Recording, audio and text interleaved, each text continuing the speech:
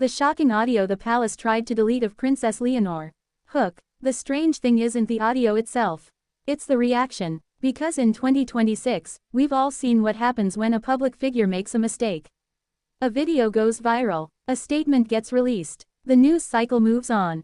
But this situation surrounding Princess Leonor felt different. People weren't asking, what was said? They were asking, why does everyone suddenly want us to stop talking about it? And honestly, that's the question that caught my attention too. Because whenever a story disappears faster than it appeared, human nature kicks in.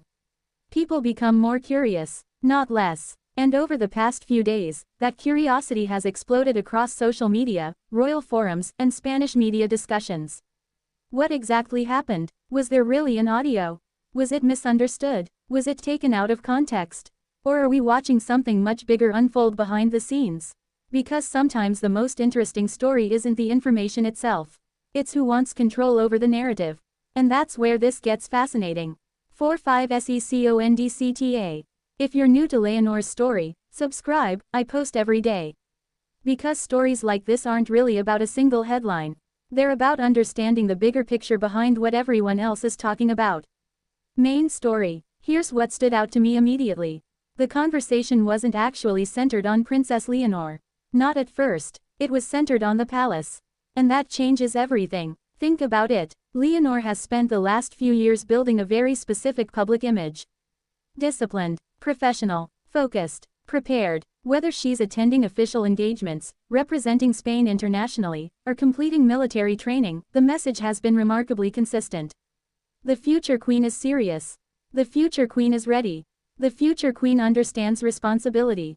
That's the image. And to be fair, it's largely worked.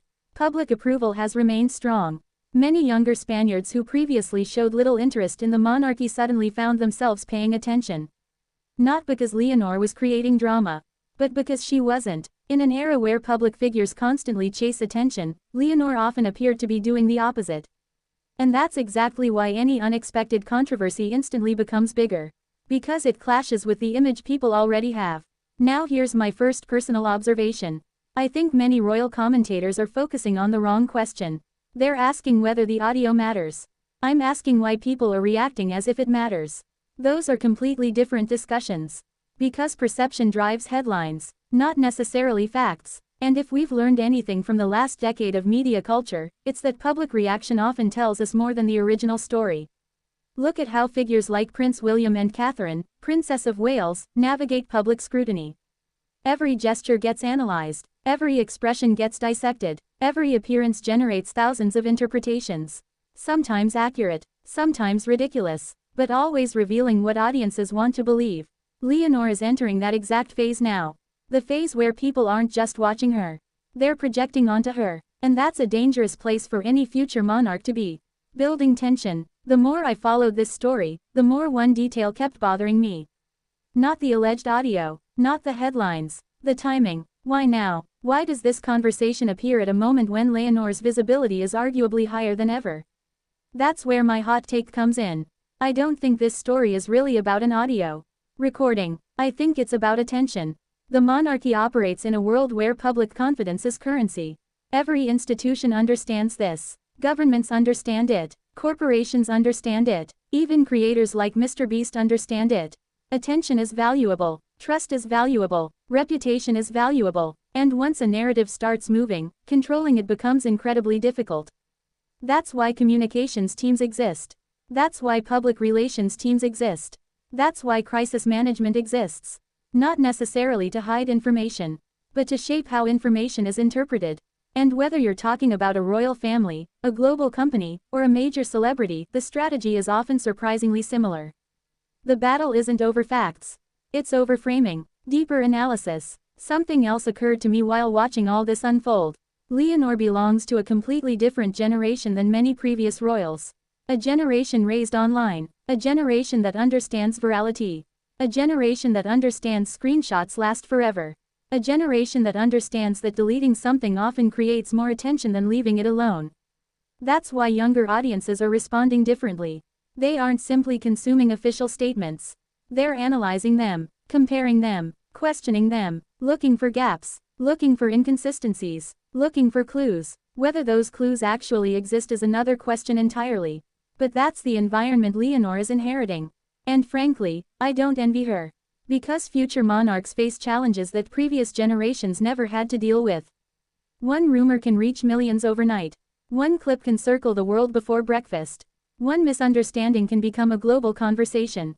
That's the reality, and no palace communications team can completely control it. Human aside, can I be honest for a second? This is where I think many commentators get carried away. Every royal story gets treated like a movie. There has to be a villain. There has to be a secret.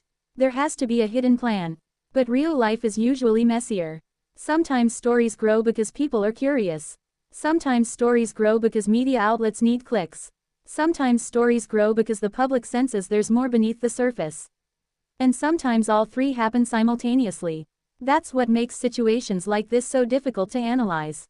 Comparison section. While Prince William continues representing stability for the British monarchy, and while royal watchers compare every move made by younger heirs across Europe, Leonor faces a unique challenge. She's not simply preparing to become queen someday. She's preparing to become queen in the age of algorithms.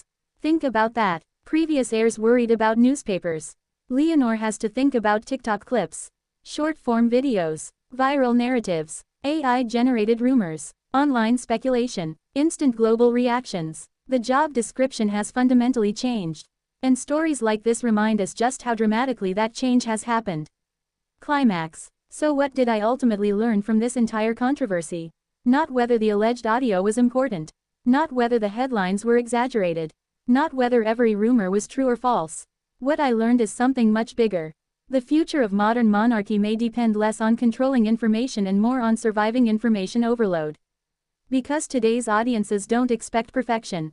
They expect authenticity. They expect transparency. They expect explanations. And when they don't get those things, they start creating their own narratives. That's the real lesson here. Not the audio, the reaction, not the controversy, the curiosity, not what people heard, but why they felt compelled to keep listening. Conclusion. And maybe that's the irony nobody is talking about. The more attention people give to silencing a story, the bigger the story often becomes. Whether you're a celebrity, a politician, a creator, or a future queen. That's simply how the internet works now. The question isn't whether Princess Leonor can avoid controversies. No public figure can. The real question is whether the monarchy can adapt to a world where every whisper becomes a headline and every headline becomes a debate. And honestly, that might be the most important royal story of all. What do you think? Is this controversy being overblown? Or does the reaction tell us something bigger about the future of Princess Leonor and the Spanish monarchy? Let me know in the comments. Because I have a feeling this conversation is only getting started.